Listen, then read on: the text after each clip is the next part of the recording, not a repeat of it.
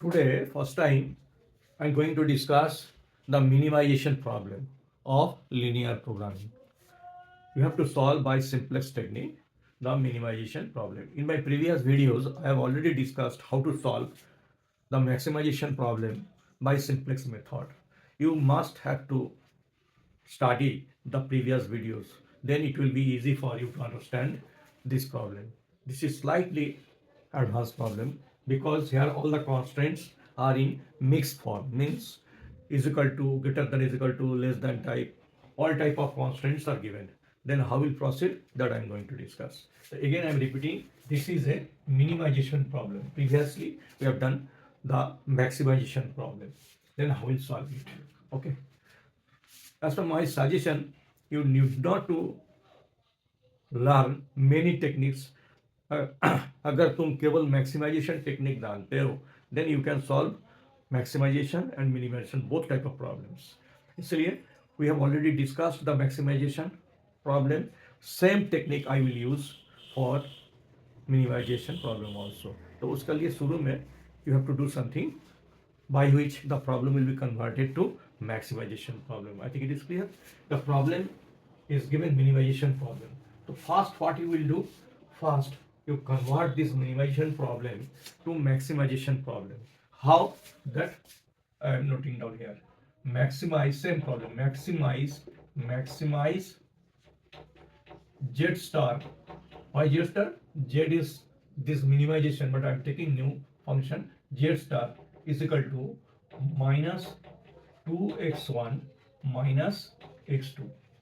इसका मतलब कि मिनिमाइजेशन प्रॉब्लम का जो ऑब्जेक्टिव फंक्शन है तो उसको नेगेटिव साइन देके रखे हैं और इसी को मैं मैक्सिमाइज करूँगा. बात बराबर है. अगर नेगेटिव साइड में यू विल मैक्सिमाइज तो automatically you will get the minimum value minimization. Is it clear? क्योंकि मैं नेगेटिव साइन देके रखा ऑब्जेक्टिव फंक्शन को और उसको मैक्सिमाइज कर रही हूँ. तो नेगेटिव साइन उल्टा साइड में मैं मैक्सिमाइज करूंगे then it will be automatically minimise. That is the technique. तो एडवांटेज क्या है इसमें तुमको जो मैक्सिमाइजेशन टेक्निक हमने सिखाए हैं in my previous videos, same technique you can apply here also. Same rule will be applied. And lastly जब final optimum you will reach maximum तो साइन को मैं फिर उलट देंगे, then you will get the original maximum value. This is the process to solve the minimization problem. In many books देखोगे कि direct minimisation start किया, वहाँ साइन को उल्टा कर, वहाँ बीच का टेबल्स का जो कैलकुलेशंस है वो रिवर्स कर देते हैं. तो मैंने एक ही टेक्निक बता रहे हैं जो मैक्सिमाइजेशन का है, उसी से सारा काम हो जाएगा. ओके. तो now my problem is maximize this. Now subject to all this constant. देखो यहाँ पर जो है तीनों टाइप का कॉन्स्टेंट्स है. First is equal to constant, then greater than is equal to, then less than is equal to. तो इसको कैसे करोगे? तो टू गेट द बेसिस, अभी उसके बारे में डिटेल डिस्कस यहाँ पर करना नहीं है because I already discuss in my previous videos. If you have any doubt you please go through the previous videos. तो first convert this constant in this way. 3x1 plus x2 is equal to x3. x3 is equal to 3. ये x3 क्या है? x3 को हम लोग बोलते हैं artificial variables. Artificially एक वेरिएबल को लाना है टू गेट द बेसिस. आगे दिखाएंगे कि इसका क्या यूटिलिटी है. अगर नहीं रहता तो then what problem you will face. तो वेरिएबल तीन तरह का यहाँ पर लिख देते हैं. Artificial variable, slack variable, slack variable and surplus variable. Surplus variables, ये तीनों वेरिएबल का यूज यहाँ पर है. Variables okay. तो this is artificial variable. You can consider this is a very negligent quality, very small quantity जो मैंने add किया. ऐड करने से ये बराबर जो है काफ़ी चेंज नहीं हो सकता है. तो मैथमेटिकल पर्पस के लिए इसको लाना है, इसी को मैं आर्टिफिशियल वेरिएबल बोलते हैं. Second, this is greater than 10. And how will write it? 4x1 plus 3x2. जब ग्रेटर देन है you have to subtract something. तो मैं थोड़ा गैप देख लिखते हैं. यू टू सबट्रैक्ट से x4. तो x4 जो है it is surplus variable. Surplus means इससे कुछ माइनस करेंगे, ये सरप्लस माइनस करेंगे, देन ये बड़ा बढ़ जाएगा 6। तो x4 is the surplus variable. तो सब कांस्टेंट को इक्वालिटी फॉर्म में लाना है शुरू में, then you can proceed. And third is x1 plus 2x2 plus x5 less than है, दैट्स व्हाई सरप्लस वेरिएबल। ये सरप्लस इसको ऐड कर दिए, दिस प्लस दिस, क्योंकि ये कम है उसके साथ कुछ ऐड करेंगे तभी जाके ये बराबर होता है x3। तो इन this way you first convert all the inequalities and equalities to the equalities by inserting slack surplus, this is slack variables, x5 slack variables। तो इस तरह से हम कन्वर्ट करेंगे। तो फायदा क्या है, इससे देखोगे you will get the matrix, इस फॉर्म में ये मैट्रिक्स आ जाए। मैं इसको ऊपर साइड करके बना देता हूँ, 3 4 1 3 4 1 3 4 1 1 3 2 1 3 2 और 1 0 0 1 0 0, बिकॉज ये 1 है, 0 into x3 plus this is plus 0 into x3, 0 से मल्टीप्लाई करते हैं तो देयर इज दो issues, plus 0 into x4 0 into x4, that's why 0 minus 1 plus 0 into x4। तो 0 minus 1 0 0 minus 1 and 0 0 minus 1 0, और यहाँ पर क्या रहेगा x3, ये x5 है, दैट्स वाई पहले, जबकि यहाँ पर भी लाना है तो इट इज बेटर मैंने इसी को जो है x5 कर देते हैं, x5 आर्टिफिशियल पर, यहाँ पर इसी को x5 करते हैं और ये x6 कर देते हैं, x6। तो slightly you have to change, that is for artificial x3 and x3 and x5 और स्लैब में x6 कर देता है। जो किए थे उससे भी प्रॉब्लम नहीं था, but it will be convenient to present. तो x4 ये दिस इज x5, तो 0 into x5 0 into x5 0 into 1 into x5 plus 0 into x5, तो for x5 0 1 and 0, and for x6 ऊपर में 0 into x6 0 into x6 plus 0 into x6, इस तरह से, तो 0 0 1।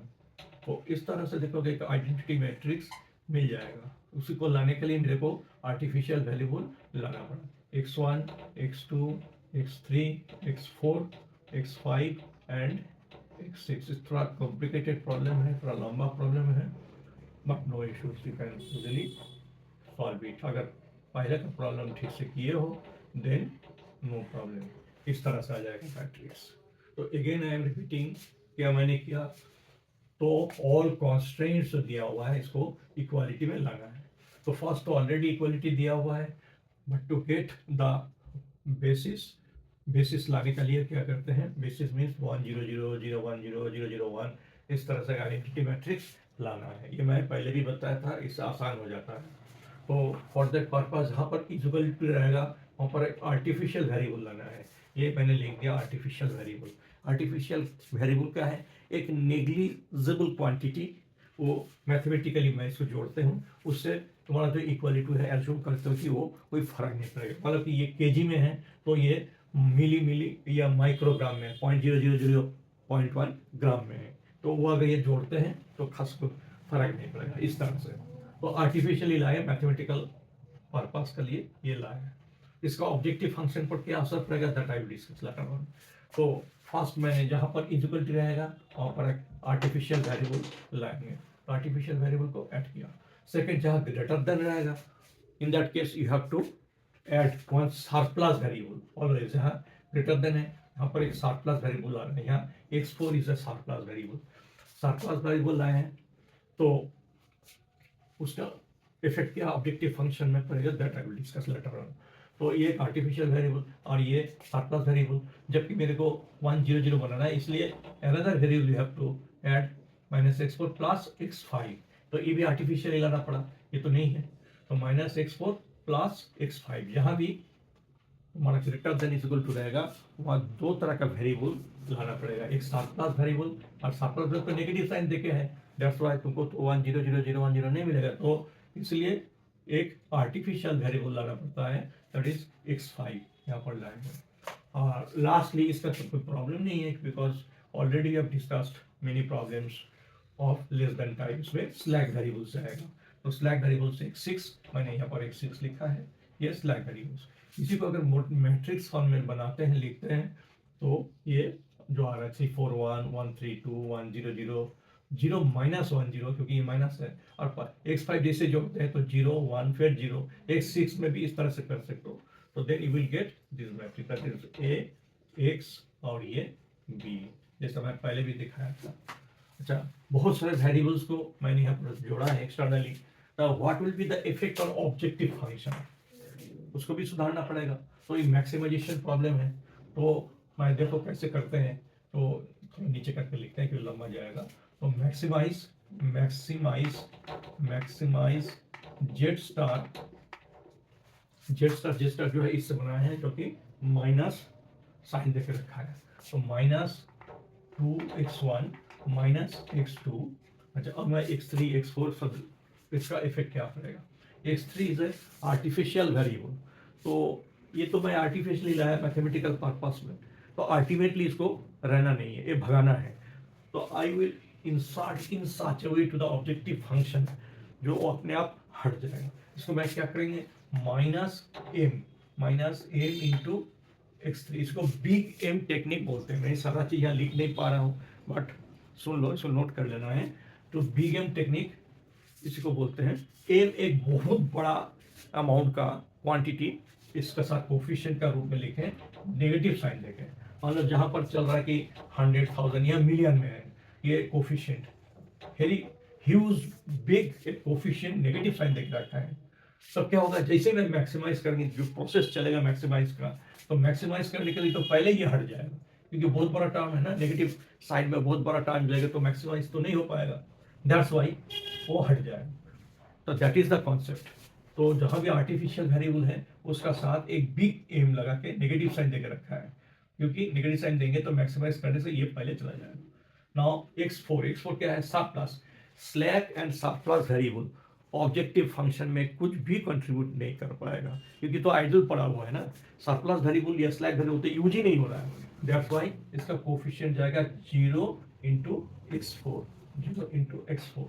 Now again artificial variable x5, तो उसी को फिर उसी तरह से मैंने फिर m इंटू x5, ये बिग एम देके नेगेटिव साइन देके रखे, क्योंकि इसको हटाना है, अल्टीमेटली प्रोसेस से वो निकल जाएगा, तो इस तरह से मैं कोफिशिएंट में जोड़ दिए हैं, सो दैट कि जब प्रोसेस चलेगा तो ऑटोमेटिकली वो हट जाएगा।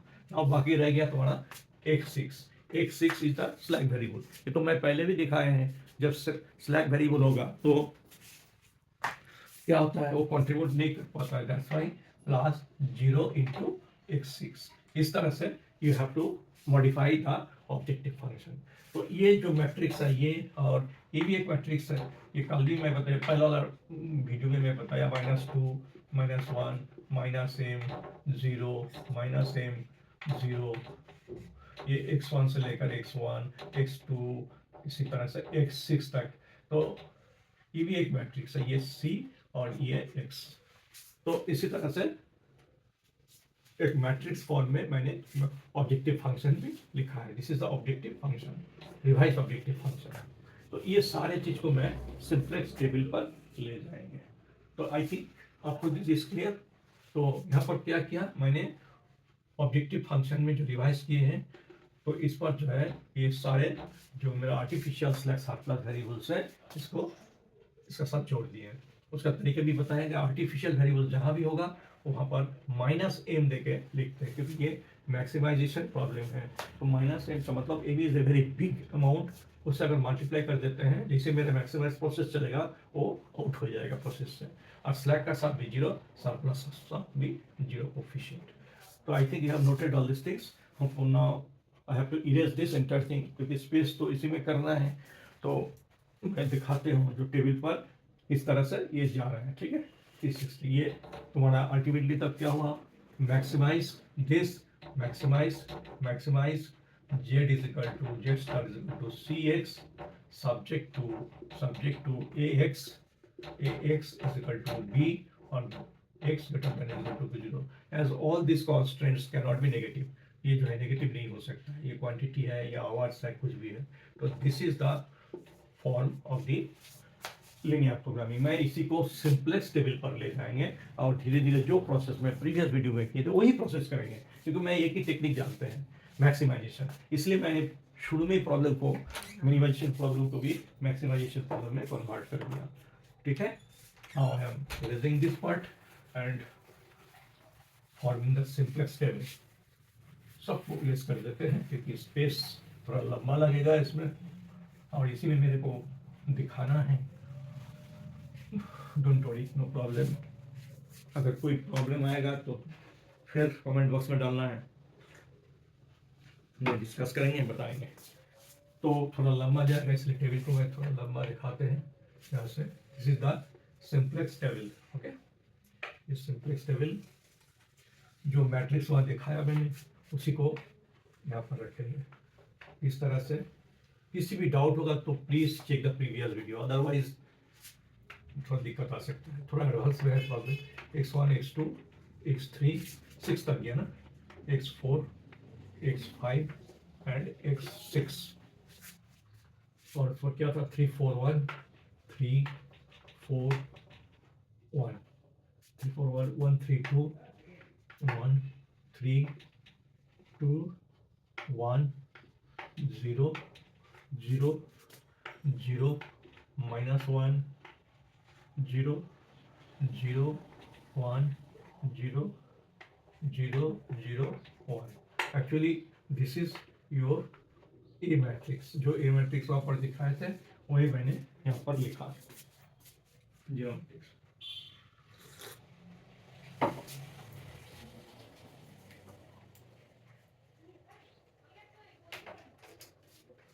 ठीक है. नाउ ऊपर का ऑब्जेक्टिव -2 थोड़ा सा गड़बड़ है.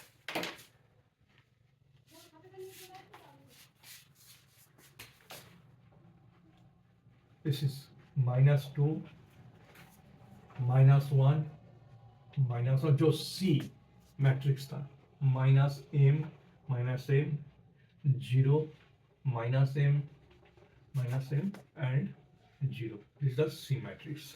ठीक है. अच्छा, ये बेसिस है एक्स बी और ये कॉस्ट कोफिशिएंट हम लोग बोलते हैं. अच्छा, अभी यहाँ पर कौन सा बेसिस पर कौन सा आ जाएगा, कौन सा लिखेंगे, which is not very tough. देखो एक्चुअली ये जो आइडेंटिटी मैट्रिक्स है तुम्हारा 1 0 0 0 1 0 0 0 1 मैं पहले भी बताया था क्योंकि यहाँ पर कितना वेरिएबल्स है, 6 वेरिएबल्स है. इक्वेशन कितना है, 3 इक्वेशन है, 6 वेरिएबल है. तो it is not possible to solve unique way. तो क्या करना है, बाकी 3 का बाद बाकी 3 वेरिएबल को फोर्स टू 0 कर देना है. Only then you can proceed. और रखना किसको है, रखना वही है जो आइडेंटिटी मैट्रिक्स होता है. जैसा यहाँ पर मैंने किसी को रखेंगे, x3 को रखेंगे, x5 को रखेंगे, x5 और ये x6. ये फायदा ये होता है कि ये डायरेक्ट तुमको वैल्यू दे देगा. वैल्यू 363 इज इक्वल टू, थोड़ा छोटा पड़ गया जगह, 363 इस तरह से. अब बाकी मैंने क्या किया, x1 x2 x4 ये सबको जो है इज इक्वल टू 0 कर दिया. ये सारे वेरिएबल 3 वेरिएबल को 0 कर दिया. फिर x3 x5 x6 को रख लिया. फायदा ये है कि ये देखो रो इनटू कॉलम करते हैं तो x3 is equal to 3, x3 is equal to 3 ये लिख देते हैं. Next x5 row into column, x5 is equal to 6, x5 is equal to 6. Then x6 is equal to 3, x6 is equal to 3. हुआ ना, easy हो गया ना. तो क्या किए, क्योंकि 3 इक्वेशंस हैं तो मैक्सिमम तुम 3 वेरिएबल को रख सकते हो यूनिक वे में सॉल्व करने के लिए. तो यहाँ पर 6 वेरिएबल्स है, अदर 3 वेरिएबल्स को 0 एज्यूम कर लेना है. तो मैं उसी को रखेंगे जहाँ पर आइडेंटिटी मैट्रिक्स 1 0 0 0 1 0 0 0 1। अब समझ में आया क्यों मैं x3 लिया था। अगर इससे आर्टिफिशियल वेरिएबल को लाए थे, अगर ये नहीं लाते तो मेरा 1 0 0 नहीं मिलता, बेसिस नहीं मिलता, वी कांट प्रोसीड। तो सिमिलरली x5 को भी उसी के लिए आर्टिफिशियल वेरिएबल्स लाए थे। ठीक है, I think now it is okay यहाँ तक। अभी इसका कोएफिशिएंट कॉस्ट मैट्रिक्स यहाँ पर लिखेंगे। x3 का क्या है minus M, this is minus M. x5 का देखो क्या है, ये भी माइनस एम, और x6 का 0। ये मैं अगेन आई एम रिपीटिंग, अगर कोई दिक्कत आ रहा है इसमें तो प्रीवियस वीडियो में तो देखना, क्योंकि वहाँ पर मैंने सेम प्रोसेस को बताया। यहाँ केवल ये थोड़ा लंबा है, वहाँ छोटा प्रॉब्लम था। This is the difference. तो ये हो जाने के बाद क्या करना है, now you have to find out the index row value. This is, इसको बोलते हैं इंडेक्स रो। इंडेक्स रो से पता चलता है कि हमारा काम हो गया कि नहीं, ये रीच टू द ऑप्टिमम और नॉट। इन दिस केस मैं इसको मैं इरेज कर देता हूँ, दिखाने का लिए थे, but in your exam you will do all this in graph. तो ये कैसे निकलता है, ये भी हमें उस दिन बताया, प्रीवियस वीडियो में बताया। This into this plus this into this plus this into this, total जो होता है माइनस ये जो है माइनस करके। मैं एक दो दिखाता हूँ, सारा करने जाएंगे तो वीडियो बहुत लंबा हो जाएगा, बट द प्रोसेस इज दो मैं दिखाऊंगा, बाकी को लिख देंगे। I think you will agree that things. तो minus M into 3, minus M into 3, छोटा पड़ा है क्या, minus M into 4, minus M into 4, क्योंकि इसका साथ ये मल्टीप्लाई कर देना है, इसका साथ ये भी मल्टीप्लाई कर देना है, प्लस 0 इंटू 1। जो टोटल आ रहा है इसका रीजन क्या है वो लॉजिक में मैं नहीं जा रहा हूँ, because it will take more time, but how to solve that I am going to discuss it. तो ये टोटल जो हो रहा है माइनस दिस, माइनस मतलब माइनस ऑफ -2, तो कितना हो जाएगा देखो, -3m minus 4m minus plus 2, that is -7m plus 2, ये आ जाएगा इंडेक्स रो का। तो मैं यहाँ पर देख देता हूँ थोड़ा छोटा छोटा करके, -7m प्लस 2, -7m प्लस 2, इसी तरह से ये लिख देना है। इसको भी मैं दिखाऊंगा, बाकी को नहीं दिखाएंगे क्योंकि इट्स वेरी सिंपल इसका आगे वाला, तो you can do it, process same. ठीक है, तो फिर मैं इसको इरेज करता हूँ क्योंकि I have to take the space. क्या करना है, this into this, minus M into 1, minus M this into this, इस कॉलम का है ना, minus M into 3, minus M into 3, और 0 इंटू 2 प्लस 0 इंटू 2, ये करते ये जो टोटल आ रहा है इससे माइनस दिस, माइनस ऑफ 1, तो देखो कितना हो रहा है, minus M minus 3m plus 1, तो -4m प्लस 1, ये हो जाएगा। तो यहाँ पर जो इंडेक्स रो का वैल्यू है दैट इज -4m प्लस 1, इस तरह से लिख दिया। ठीक है, तो इसका क्या हो जाएगा, तो ये -m और ये माइनस, अच्छा इसका 0 इंटू दिस तो 0, ये 0 इंटू दिस तो 0, तो ये हो जाएगा -m, क्योंकि -m इंटू 1 टोटल, और minus of -m that is 0, ये यहाँ पर 0 हो जाएगा। बाकी मैं लिख देता हूँ, और टाइम यहाँ वेस्ट नहीं कर रहा है, ये प्रोसेस इज सेम, खाली ये लेंथी है। इंडेक्स रो बन गया, तो the condition for optimum is, ये इंडेक्स रो का सारा वैल्यू जो है greater than is equal to 0 होना चाहिए। इंडेक्स रो का सारा value greater than is equal to 0 होता है तो you will reach to the optimum, तुमका आगे और कुछ करना नहीं है। तो एक्चुअली इंडेक्स रो मतलब ZJ माइनस CJ इसको बोलता है, ये greater than is equal to 0 होना चाहिए for optimum. But in this case सारा greater than is equal to 0 नहीं आया, क्योंकि m बहुत बड़ा है, तो नेगेटिव से मल्टीप्लाई किया तो इसका मतलब बहुत बड़ा टर्म है, ये भी बहुत बड़ा नेगेटिव है, लेकिन ये सब छोटा छोटा है। इसका मतलब ये सारे, ये नेगेटिव दोनों नेगेटिव आ गया। तो मैंने पहले बताए थे अगर दोनों नेगेटिव आता है तो आगे कैसे करना है, तो you have to select the most negative one, you have to select the most negative column. तो दोनों में से कौन सा मोस्ट नेगेटिव है, दोनों में से मोस्ट नेगेटिव पहले वाला है, this is most negative, that's why ये कॉलम को मैंने आइडेंटिफाई कर लेते हैं, इसको बोलते हैं की कॉलम, दिस इज की column, this is in this case की कॉलम। की कॉलम का मतलब क्या होता है कि ये वेरिएबल का जरूरत है, ये वेरिएबल अगर हमने डिसीजन में लाएंगे, ये डिसीजन वेरिएबल्स हैं यहाँ पर जो डिसीजन में आता है कि अगर यहाँ पर लाएंगे तो तुम्हारा ऑब्जेक्टिव का वैल्यू बढ़ेगा, दैट्स व्हाई इट्स रेलेवेंट। तो ये वेरिएबल को बेसिस में लाना है।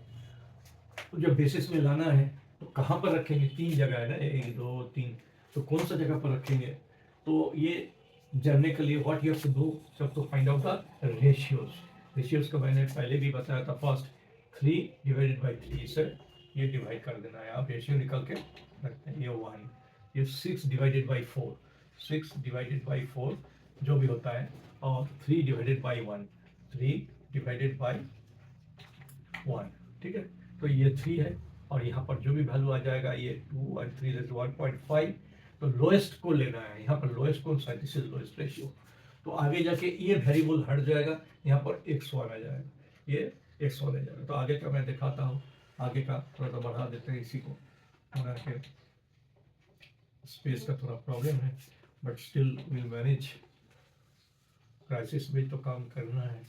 अच्छा, तो क्या किया, जो x1 का पोजीशन यहाँ पर हो जाएगा, x1 is equal to x5, ये तो रहेगा, ये चेंज आएगा, ये x6, और कोफिशिएंट जो है x1 का कोफिशिएंट क्या है, -2, ये -2, x5 का कोफिशिएंट क्या है, -m, ये चेंज नहीं हो रहा है, और x6 का 0। अच्छा, अब क्या करना है, अब जो है ये जो रिपर है ये इसी को बोलते हैं की एलिमेंट, दिस इज कॉल्ड की एलिमेंट। तो हमको क्या करना है, जबकि ये वेरिएबल को मैं यहाँ ला रहा है, तो यहाँ पर जो है तुमको A1 0 0 ये बनाना है, क्योंकि मैट्रिक्स ऑपरेशन में हम जानते हैं कोई भी एलिमेंट से अगर इंटायर रो को अगर डिवाइड करते हैं, मल्टीप्लाई करते हैं, तो कोई फर्क नहीं पड़ता है। तो यहाँ पर 1 लाने के लिए ये तो एक रो हो गया ना, रो मैट्रिक्स से ही आया है, तो सबसे आसान तरीका है कि इसी से ही डिवाइड कर देते हैं इंटायर रो को, this is the easy process. तो 3 से अगर इंटायर रो को डिवाइड कर देंगे तो कोई फर्क नहीं पड़ेगा, क्योंकि एज पर मैट्रिक्स रूल, तो 3 से डिवाइड करते तो ये 1 हो गया, लेकिन इंटायर रो को करना है तो इससे डिवाइड करते तो अगेन इट विल बी 1, और इससे करते तो 1/3, ये भी 1/3, 0 0, 3 से डिवाइड कर रहे हैं, ये हो जाएगा revise row, this is the revise row. अच्छा, अब यहाँ पर ये जो पुराना रो है, जो ओल्ड रो है, तो यहाँ पर 0 बनाना पड़ेगा with the help of new row, this is the process. ये कैसे करेंगे, तो पहले मैं ओल्ड रो को, ये ओल्ड रो को लिख लेते हैं, ठीक है, ओल्ड रो को लिख लेते हैं, 6 4 3 0 -1 +1 0, इतना बड़ा ये रो लिखिए। फिर हमको 0 कहाँ लाना है, यहाँ पर 0 लाना है सेकेंड पोजीशन में with the help of this row. तो यहाँ 0 लाने के लिए आसान तरीका देखो, यहाँ 1 है सेकेंड पोजीशन में, अगर 4 से इंटायर रो को मल्टीप्लाई कर देते हैं, 4 से इंटायर रो को मल्टीप्लाई कर देते हैं रिवाइज रो का, उसके बाद सबट्रैक्ट करते हैं, तो कोई फर्क नहीं पड़ेगा, लेकिन 0 मिल जाएगा। तो 4 से मल्टीप्लाई करने से 4 सबको करना पड़ेगा, ये 4/3, मैं एक दो को दिखाएंगे, बाकी नोट कर देंगे, you have to do it, okay. 4 से मल्टीप्लाई कर दिया एंटायर रो को, पूरा जो रिवाइज, तो उससे, और उसके बाद सबट्रैक्ट कर देते हैं, ये सबट्रैक्ट कर दिए, देखो 0 आ जाएगा, सबट्रैक्ट कर दिए, तो सबट्रैक्ट करने से ये क्या हो जाएगा, 2, ये 0, ये 3 है, तो 3 3 2, ये 5/3, ये -4/3, ये -1, ये +1, ये 0, ये आ रहा है। तो again I am repeating, last वाला मैं नहीं बोलूँगा, सेम प्रोसेस करना है। तो यहाँ क्या किया मैंने, जो यहाँ पर 0 लाना है, तो इसके लिए मैं क्या करते हैं, ओल्ड रो को लिख दिए, ये ओल्ड रो को लिख दिए, इससे क्या करेंगे, तो नया रिवाइज रो आ गया उससे, जो कि 0 आ जाएगा सेकंड पोजीशन में। तो जबकि सेकंड पोजीशन में 4 है, तो क्या करते हैं, रिवाइज रो में तो यहाँ पर 1 है, इसी को मैं बेस बना के चलता हूँ, तो 4 से मल्टीप्लाई करके इंटायर रो को, तो मैं सबट्रैक्ट करूँगा, देखो 4 से मल्टीप्लाई किया, 4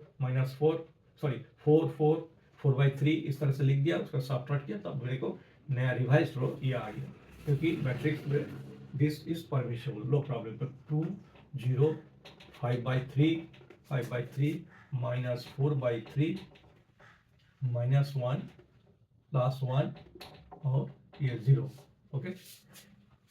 इसी तरह से, और मैं और एक बार दिखा देता हूँ लास्ट रो का, तो क्लियर हो जाएगा, समझ में आ जाएगा। तो इसको मैं इरेज करता हूँ कि आई नीड स्पेस, तो इसको मैं इरेज करके, ये लास्ट रो क्या आएगा, कैसे निकालोगे, तो क्या करते हैं, जो प्रोसेस में नहीं आएगा वही प्रोसेस मैं फिर से कर रहा हूँ इसका लिए। तो ओल्ड रो को लिख दिए हैं, 3 1 2 0 3 1 2 0 यहाँ तक हो गया 0 0 1 0 0 एंड 1। तो 0 कहाँ पर लगा है? सेकंड पोजीशन में, यहाँ पर 0 लगा है with the help of revise row. ये तुम्हारा रिवाइज रो हमेशा याद रखना, ये रिवाइज रो। तो यहाँ ऑलरेडी सेकंड पोजीशन में 1 है, तो कुछ करना नहीं है, सिंपली रिवाइज रो को तब सब्ट्रैक्ट कर दो तो यू गेट 0। अगर यहाँ मान लो कि वो हाफ रहता, मान लो कि यहाँ पर हाफ रहता, तो क्या करते? हाफ रहता तो मैं रिवाइज रो का हाफ से मल्टीप्लाई करके सब्ट्रैक्ट करते तो 0 आ जाएगा।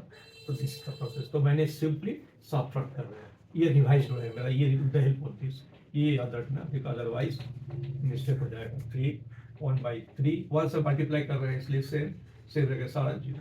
अब सब्ट्रैक्ट कर देते हैं, सब्ट्रैक्ट करने से ये सब्ट्रैक्ट, ये 2 देन 0, ये 3 नीचे 3 6 5/3, ये -1/3 0 0 and 0।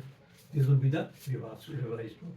2 0 5/3 -1/3 -1/3 0 0 and 0 हो गया। नाउ अगेन इंडेक्स रो का वैल्यू निकालना है, इंडेक्स रो का वैल्यू निकालना है, ठीक है। वो कैसे निकालेंगे? Same process. मैं इसको इरेज कर देता हूँ, जो पहले में बताए थे एक बार फिर से लास्ट टेबल में मैं और इसको दे दिखाएंगे। तो फर्स्ट इसको करना है, वैल्यू निकालना है। तो कैसे करना है? दिस इंटू दिस, प्रोसेस एक है एकदम, देखोगे एक प्रोसेस है, कोई डिफरेंस है। This into this plus this into this, तो 0 से मल्टीप्लाई करते हैं, चलो लिख ही देते हैं, -a इंटू 0 और 0 इंटू 0 प्लस 0 इंटू 0, ये टोटल जो हो जाता है इससे माइनस ये जो इंडेक्स का वैल्यू ये कर देना है -2। तो कितना आ जाता है? ये -2, ये 0 ये 0, तो -2 और +2 तो इक्वल टू 0। तो यहाँ पर 0 आ जाएगा, ठीक है।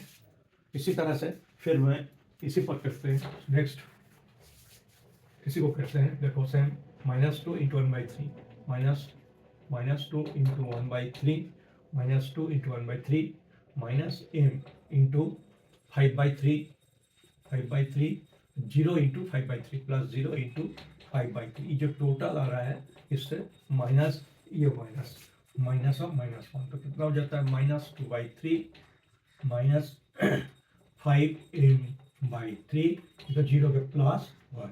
तो इसी को कर देते क्या आ जाएगा? ये हाँ देखो करके, तो -5m/3 और ये 1 -2/3 मतलब 3 -2 ये 1/3, तो 3 + 1/3 बहुत 1/3 ये आता है, ठीक है। तो ये यहाँ पर लिखा जाएगा -5/3m प्लस 1/3 ये आ जाएगा। फिर इसी को करेंगे, इसको मैं सीधा सीधा लिख देता हूँ, इसको मैं करने नहीं जाएंगे। ये 7/3m, दिस इज देखोगे 7/3m -2/3 -2/3 ये आ जाएगा। और यहाँ पर क्या आ जाएगा? ये m आ जाएगा, क्योंकि minus plus m -0 plus m आ जाएगा, और ये 0 और ये 0 आ जाएगा, इस तरह से, ठीक है। थोड़ा सा बड़ा प्रॉब्लम है इसलिए इस तरह से दिखाई पड़ रहा है, तो ठीक है। क्या हम लोग ऑप्टिमम रीच किए?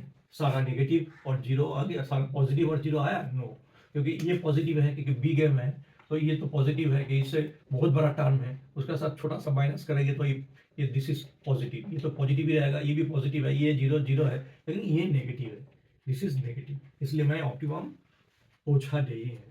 तो हर स्टेप में you can check the value of Z, हम देख करके दिखा रहे हैं, देखो कि वैल्यू जो है बढ़ते बढ़ते चला जाएगा। ओके, तो दिस द मोस्ट नेगेटिव, इसलिए यही की कॉलम हो जाएगा, यहाँ पर जो है, यहाँ पर की कॉलम यही हो जाएगा जो पहले भी बताया। तो उसका मतलब कि x2 को यहाँ पर लाना है, बेसिस में लाना है x2 को, ये इंपॉर्टेंट वेरिएबल है, लेकिन कौन सा हटेगा ये निकालने के लिए what you have to do, तो ये रेशियो निकाल के रखना है। रेशियो किस तरह से? 1 divided by 1/3, 1 divided by 1/3 that is 3, 1 divided by 1/3 is divide, 2 divided bye 2 divided by 5/3 इसे डिवाइड करना है, 5/3 मीन्स दिस दैट इज 6/5, और इसके भी 2 divided by 5/3 then 3/5 that is 6 by 5। तो you have to select the lowest ratio, जहाँ lowest ratio है उसी पर जगह ये x2 आ जाएगा। तो लोएस्ट रेशियो कौन सा है? लोएस्ट रेशियो ये तो 3 बड़ा है, लेकिन ये लोएस्ट रेशियो दोनों बराबर है, 6/5, ये भी 6/5। तो क्या मैं यहाँ पर लूँ, यहाँ पर लूँ? लेकिन बात यह है कि your first target is artificial को भगाना है, तो you have to out the artificial variable first target, then select surplus. तो इसलिए दोनों में मैं उसी को सिलेक्ट करूंगा, उसी पर रखेंगे, लाएंगे जहां आर्टिफिशियल वेरिएबल भग जाएगा। तो आर्टिफिशियल वेरिएबल कौन सा है? इसी में ये देखो आर्टिफिशियल वेरिएबल है, तो आर्टिफिशियल वेरिएबल हटाएंगे तो यहाँ पर जो है x1 को लाएंगे। तो मेरा रिवाइज्ड वैल्यू तब क्या हो जाएगा? रिवाइज वैल्यू इस तरह से हो जाएगा। यहाँ पर मैं डिटेल कैलकुलेशन नहीं करेंगे, एक टेबल तुम फिर से बनाना है, क्योंकि ये मेरा सजेशन है, अदरवाइज सीखोगे नहीं। x1 तो x5 का जगह पर x2, ये क्यों लाया समझ में आया? यहाँ भी तो अब बोलोगे सर आपका तो ये भी तो रेशियो है, इस पर क्यों नहीं लगा है? इसलिए नहीं लगा है, ये तो थोड़ा स्लैग गरीब है, स्लैग से ऊपर है ये आर्टिफिशियल। तो आर्टिफिशियल सबसे बड़ा हेडेक है, क्योंकि उसका साथ एक बहुत बड़ा कोफिशिएंट जुड़ा हुआ है, तो इसलिए पहले आर्टिफिशियल को हटाना है, that is the concept rule. तो इसलिए अपन मैंने x2 रखा है और x6 एज इट इज रहेगा, ठीक है। और जिस तरह से मैंने सारा पहले दिखाए थे जो रो ऑपरेशन, उसी तरह से ही करोगे। तो इसका कोफिशिएंट क्या आएगा? x1 का कोफिशिएंट -2, यहाँ से लिखा है जो पर। x2 का क्या है? -1, यही तो लिखते जा रहे हैं ना। और x6 का क्या है? x6 का 0 है, ठीक है। और यहाँ पर की एलिमेंट कौन सा हो जाएगा? की एलिमेंट इज दिस इज की एलिमेंट। तो इससे एंटायर रो को डिवाइड कर दोगे, क्योंकि तुमको क्या करना है, यहाँ पर 1 लाना है, 0 1 0, ये कर इस तरह से बनाना है। आइडेंटिटी मैट्रिक्स का तो ही होता है ना, और इसी के थ्रू कर सकते हैं। इसलिए मैं यहाँ पर 1 लाने के लिए क्या किया, 3/5 से मल्टीप्लाई कर दिया, इंटायर रो को 3/5 से मल्टीप्लाई कर देते हैं। तो ये हो जाएगा 6/5, ये 3/5 से मल्टीप्लाई किया, ये 0 हो जाएगा, तो ये 1 हो रहा है। 3/5 मीन्स -4/5, 3/5 -3/5, और ये 3/5 और 0। अच्छा, ये दोनों मैंने छोड़ रहा हूँ, मैंने लिख देते हैं, बट जो process I have done just in my previous steps, तो उसी तरह से कर रहा है। उसका वैल्यू मैं लिख देता हूँ 1,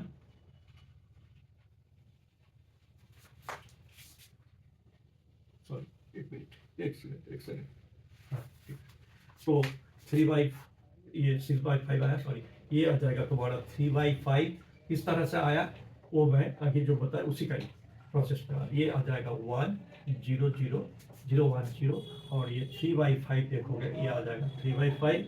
मैं नहीं कर रहा है अननेसेसरी, तुम्हारा वीडियो फिर बड़ा हो जाएगा। 1 और 1/5 प्रोसेस इज सेम, इसलिए मैंने बोला जो ये सिंप्लेक्स मेथड जो है सही में सिंप्लेक्स है। शुरू में थोड़ा कॉम्प्लेक्स लगता है कि सो मेनी आइटरेशंस, लेकिन एक बार माइंड में सेट आ जाएगा, then it will be very easy. क्योंकि मेरे को कोई प्रॉब्लम नहीं होता है, क्योंकि I have practice so many problems, तो तुमको भी वही हो जाएगा। तो बाद में फिर सिंप्लेक्स हो जाता है। तो +1, ये 0, ये यहाँ पर -1/5, 3/5 +1, और ये 0 0। एक चीज़ देखोगे, यहाँ का जो मैट्रिक्स है उसी तरह से आइडेंटिटी मैट्रिक्स हो जाएगा। तो x1 कौन सा है? ये x1 वेरिएबल है, इसलिए 1 0 0। x2 कहाँ पर है? x2 इससे देखो 0 1 2 इसी का, और x6 देखो यहाँ का x1। तो इसलिए ये प्रोसेस ऐसा है कि ऑटोमेटिक होना ही है। तो ये दोनों रो ऑपरेशन जैसे मैं प्रीवियस स्टेप में किए थे वैसा करके देखोगे, ये इंडेक्स रो का वैल्यू आ जाएगा 0, ये 0। मैं इसको फिर नहीं बताना चाह रहा हूँ, it is your task I have given, you will practice. एक टेबल तो बनाओगे, अदरवाइज नहीं सीखोगे, that is the reason. And time भी थोड़ा सेव हो जाएगा। दिस और ये 1/5, और ये आ जाएगा तुम्हारा m -1/5 और -1/5, और ये 0। अब चेक करो, देखो इंडेक्स रो का सारा वैल्यू जो है इधर 0, ये greater than is equal to 0 सारा, cj minus ij, cj minus zj minus cj, sorry जो इंडेक्स रो वैल्यू है zj माइनस cj, ये सारे जो है greater than is equal to 0 आ गया। ये पॉजिटिव है, ह्यूज पॉजिटिव है, इससे छोटा सा नेगेटिव माइनस की तो पॉजिटिव ही हो जाएगा। दिस इज पॉजिटिव, ये देखो पॉजिटिव है, पॉजिटिव क्योंकि ह्यूज पॉजिटिव है, इसका साथ छोटा सा माइनस की है, और बाकी 0 0 है। तो that means we have reached to the optimum.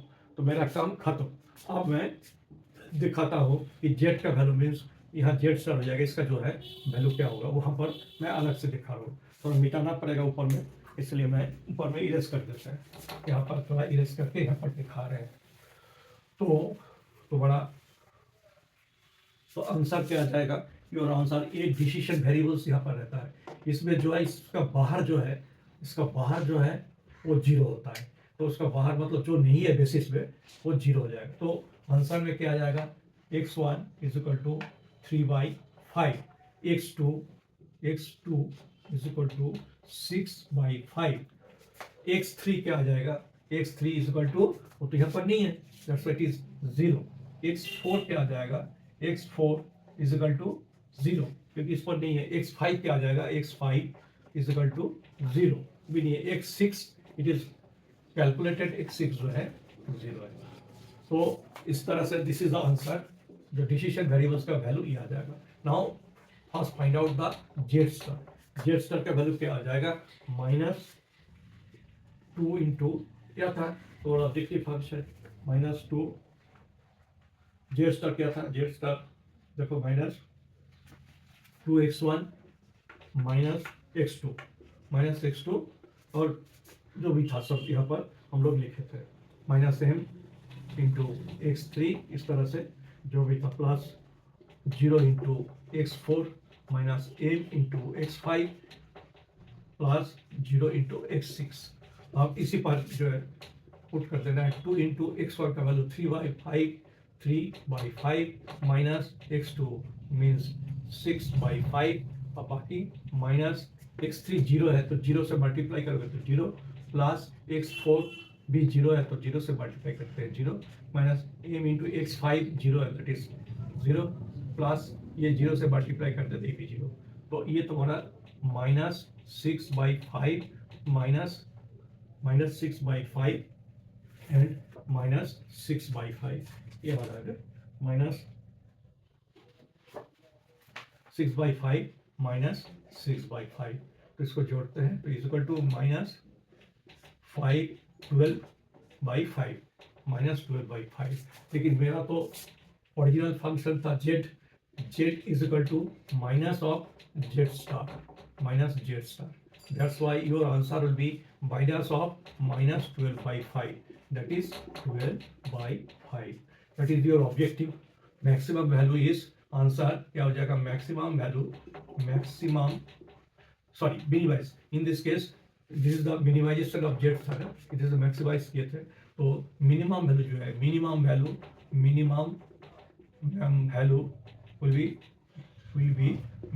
will be 12.5, ये तो बड़ा आंसर। और x1 will be is equal to 3/5 and x2 will be is equal to 6/5, and this will be your final answer।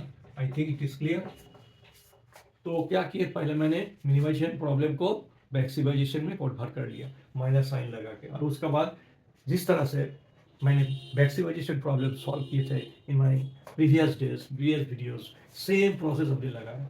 और यहाँ पर extra क्या है, जबकि कॉन्स्टेंट में सारा मिक्स था, इज इक्वल टू भी था, लेस देन भी था, ग्रेटर देन भी था, इज इक्वल टू में मैंने सीधा आर्टिफिशियल वेरिएबल लाए हैं बेसिस बनाने के लिए, और जहाँ पर greater than is equal to constant है वहाँ पहले सरप्लस वेरिएबल लाए और उसके बाद उसका साथ भी एक आर्टिफिशियल लगाए, और फाइनली लेस देन में तो बड़ा क्या हुआ, स्लैग वेरिएबल लगाए। और उसके बाद मैंने दिखाया, और दिस टेक्निक को हम लोग बिग एम टेक्निक बोलते हैं, क्योंकि जो एम का कॉन्सेप्ट यहाँ पर लगाए हैं, जो आर्टिफिशियल वेरिएबल हटाने के लिए अरेंजमेंट किया गया, तो एक बहुत बड़ा कोफिशिएंट है, that's why it is called big M technique.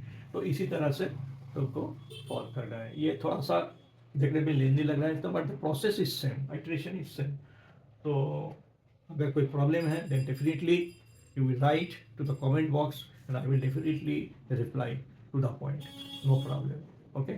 और अच्छा लगे तो एक लाइक भी दे देना to motivate to do further problems। आगे कभी हम लोग देखेंगे, अगर relevant problem है तो definitely I will do that।